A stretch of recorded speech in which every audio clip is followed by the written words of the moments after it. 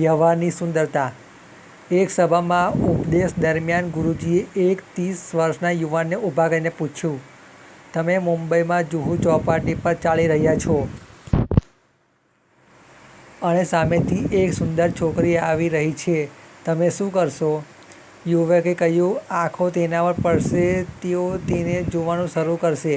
ગુરુજીએ પૂછ્યું, જો તે છોકરી આગળ નીકળી ગઈ તો શું તમે પાછળ પણ જોશો? છોકરાએ કહ્યું, હા, જો તેની પત્ની તેની સાથે નથી। સભામાં બધા હસી પડ્યા। ગુરુજીએ ફરીથી પૂછ્યું, હવે વિચારો અને મને કહો કે તમે તે સુંદર ચહેરો ક્યાં સુધી યાદ રાખશો?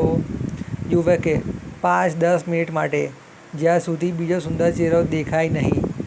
ગુરુજીએ તે યુવકને કહ્યું, હવે જરા કલ્પના કરો, તમે જયપુરથી મુંબઈ જઈ રહ્યા છો અને મેં તમને પુસ્તકોનું એક પેકેટ આપ્યું અને કહ્યું કે આ પેકેટ મુંબઈમાં કોઈ સજ્જનને પહોંચાડો।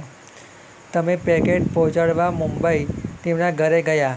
જ્યારે તમે જોયું ત્યારે તમને ખબર પડી કે એક મોટો અબજોપતિ છે। ઘરની બહાર 10 વાહનો અને 5 ચોકીદાર ઊભા છે। જ્યારે તમે તેને પેકેટ વિશે માહિતી મોકલી ત્યારે તે સજ્જન પોતે બહાર આવ્યા, તારી પાસેથી પેકેટ લીધું। જ્યારે તમે જવા લાગ્યા ત્યારે તેને આગ્રહ કર્યો અને તમને ઘરમાં લઈ ગયા, મને નજીકમાં બેસાડી અને ગરમ ખોરાક ખવડાવ્યો। ચાલતી વખતે તેણે મને પૂછ્યું, તમે શેના માટે આવ્યા છો? તમે કહ્યું, લોકલ ટ્રેનમાં।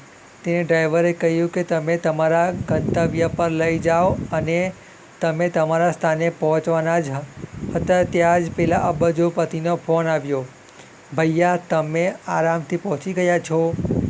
હવે કહો કે એ મહાપુરુષને ક્યાં સુધી યાદ રાખશો? યુવકે કહ્યું, ગુરુજી, તે વ્યક્તિને આપણે આપણા જીવનમાં મૃત્યુ સુધી ભૂલી શકતા નથી। ગુરુજીએ યુવક દ્વારા સભાને સંબોધતા કહ્યું, આ જીવનની વાસ્તવિકતા છે। સુંદર ચહેરો થોડા સમય માટે યાદ રહે છે, પરંતુ સુંદર વર્તન આખી જિંદગી યાદ રહે છે। આ જીવનનો ગુરુ મંત્ર છે। તમારા ચહેરા અને શરીરની સુંદરતા કરતાં તમારા વર્તનની સુંદરતા પર વધુ ધ્યાન આપો। જીવન તમારા માટે આનંદપ્રદ અને અન્ય લોકો માટે અસ્મરણીય પ્રેરણાદાયક બનશે।